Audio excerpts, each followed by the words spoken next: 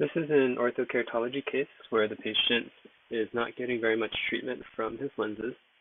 He was previously in CRT lenses and switched about a year ago to wave lenses.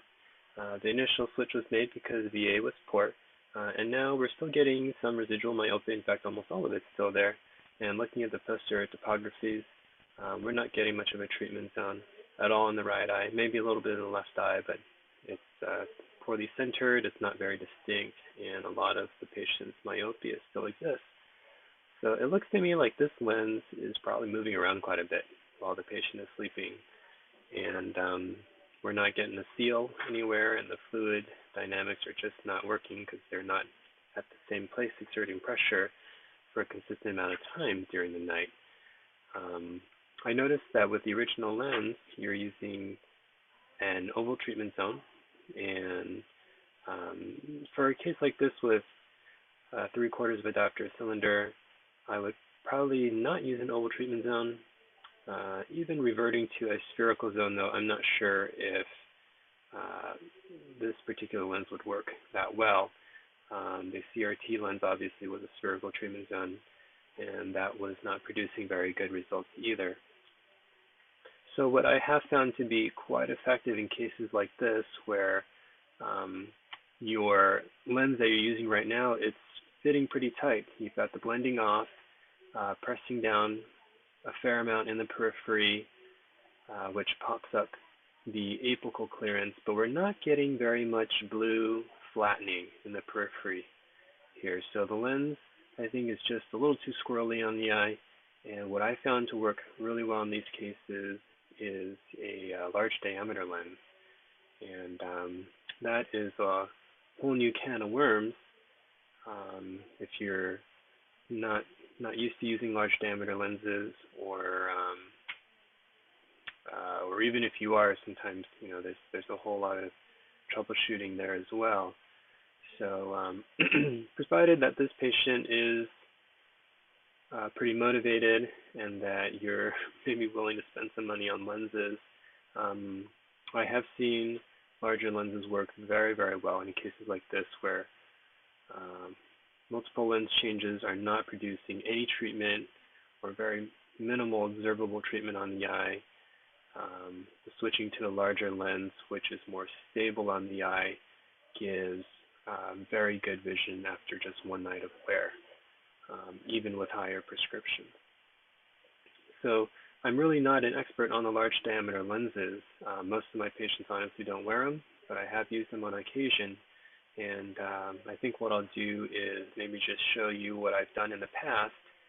And I don't know if there is a separate channel for, I don't know if this falls into the scleral clinical support category or the ortho-K clinical support category. It's kind of a little bit of both, but I would encourage you to, if you need to get some pointers from someone who's experienced with larger lenses, and that may help you out with this patient. So that said, I'm going to create a new lens for the patient's right eye.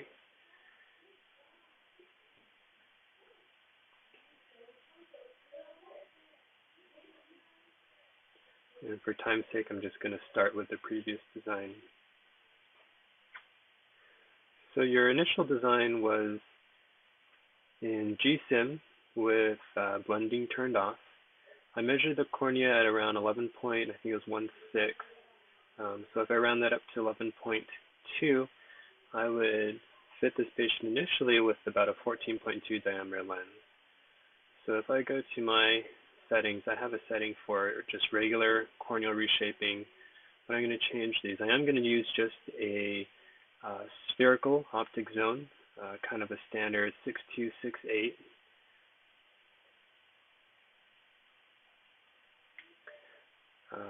A little bit of clearance. I'm going to drop the bevel lift all the way down to 0. We will pop that up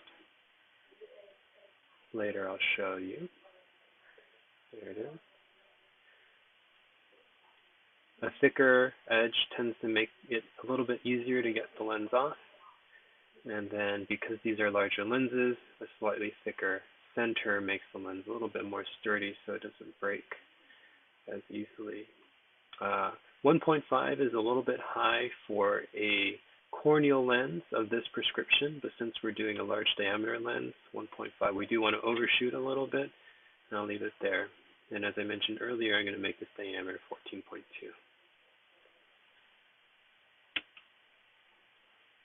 Okay, I always start in RSIM mode because this lens is going to land on the conjunctiva as opposed to the cornea, and just see what we get. So I'm going to hit continue and see what we get.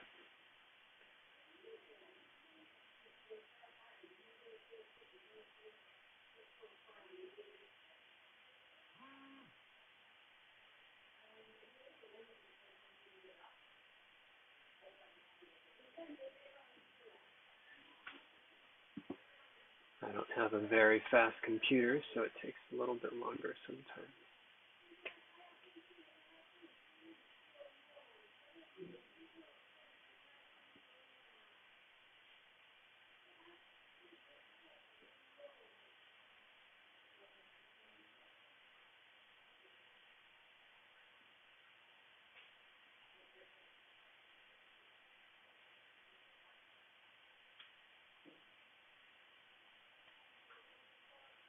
Okay, so here's our lens.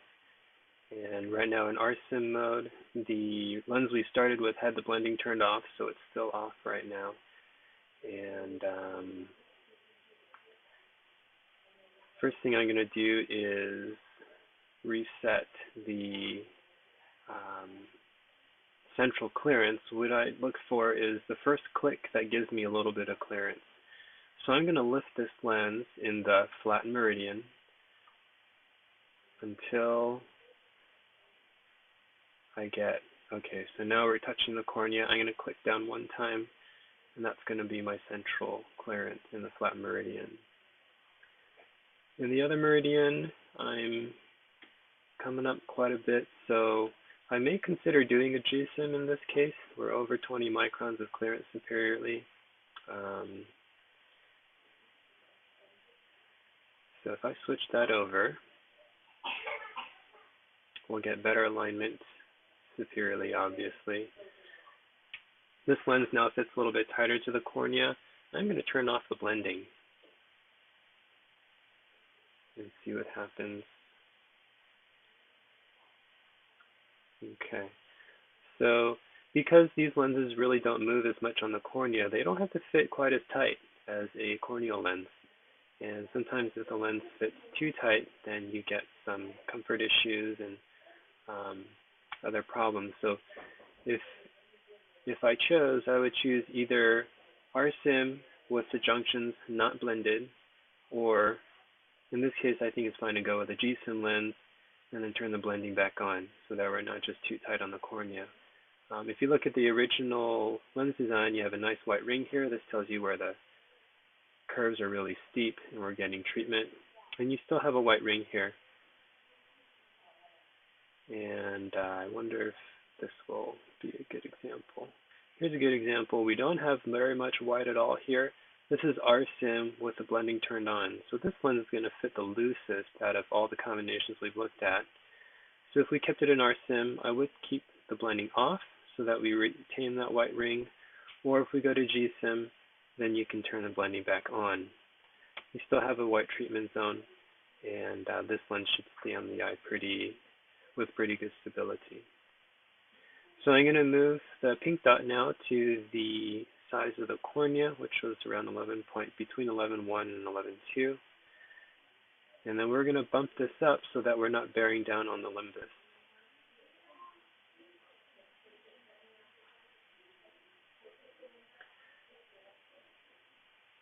Probably a little faster. Now we want this probably around 25 microns.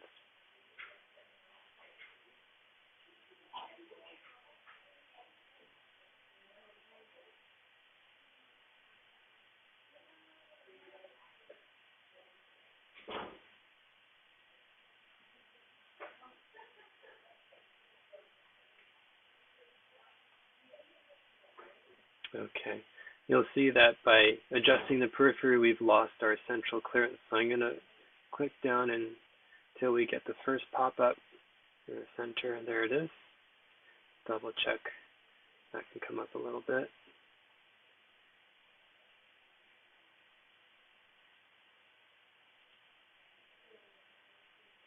Okay, so now we've got a little bit of clearance through this area where the limbus is. We're not pressing down on it. And then I'm going to check my edge angle. Right now we're at 41, and I usually start with a 40.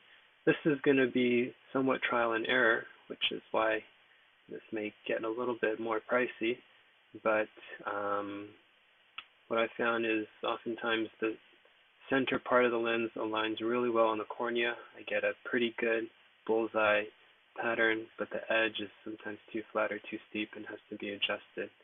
But as a starting point, I would go with a 40. And so we want to drag this up a little bit. And we're almost there. Too much.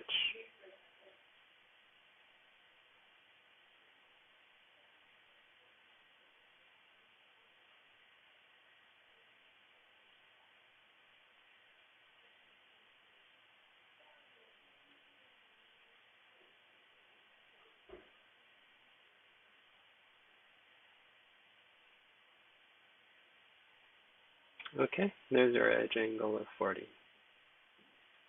So now we have a 14.2 diameter lens that clears the limbus by a little bit over 20 microns.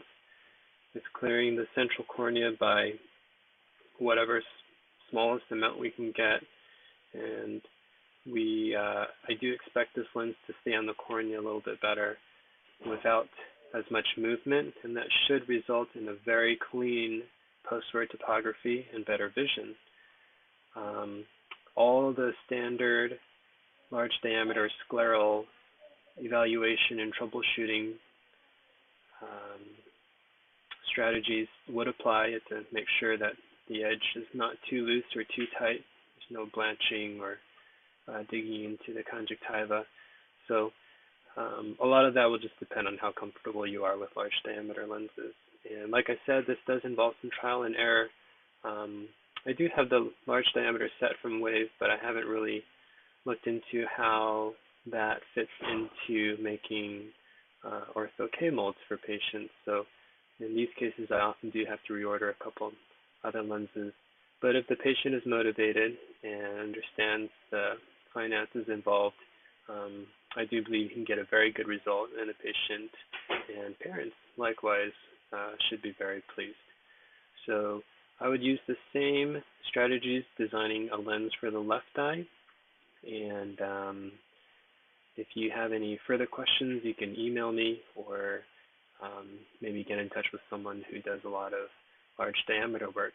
And I think either of those would be helpful. So I hope this helps. Best of luck with this patient, and thanks for watching.